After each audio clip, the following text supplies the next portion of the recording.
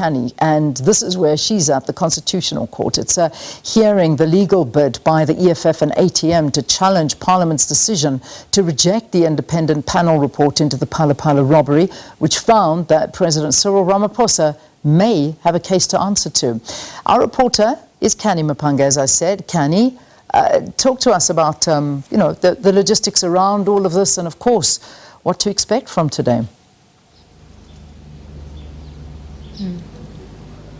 Well, good morning once again to you, Leanne, and to the viewers at home. As we draw closer to that 9 a.m. start here at the Constitutional Court, we've just seen the EFF set up a massive stage outside the Constitutional Court, as well as their hefty council, led by Advocate Camille Permid, make their way into the court ahead of that hearing and that start.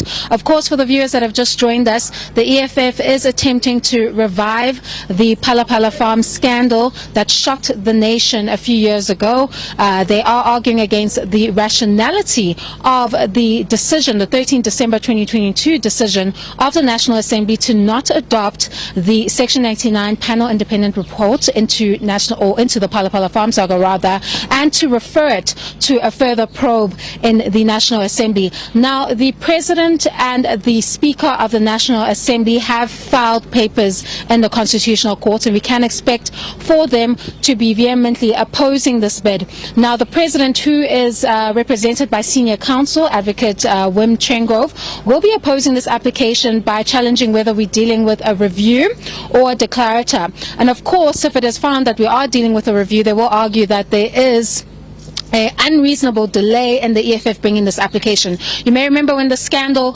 shocked the nation that there were several applications for direct access in the Constitutional Court to challenge this issue. The EFF did make one in March 2023. Of course, they too failed to engage the court's exclusive jurisdiction, and they were sent away like the President was when he also tried to seek direct access. However, the EFF sat on this matter for at least a year, or almost a year, until they brought it back in January ahead of those 2024 national and provincial elections. The President will contend that the delay was unreasonable and that the EFF reviving its application in the Constitutional Court in January had a political motive. He will argue that it was ahead of those hotly contested elections where it was unclear whether the ANC would be able to hold on to its majority. He'll also argue that he was the presidential candidate at the time for the political party, so had this bid been revived successfully by the EFF, it would have had implications for him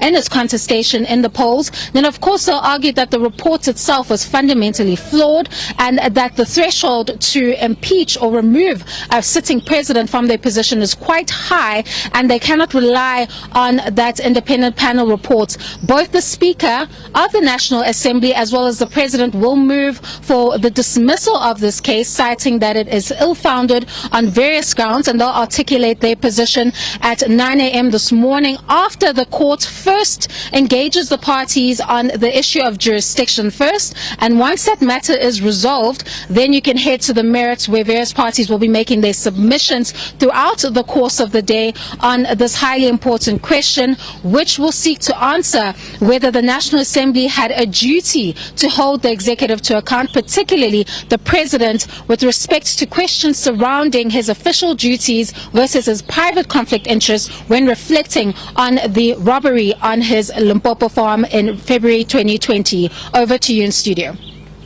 Thanks very much, Canny, for watching the Constitutional Court for us.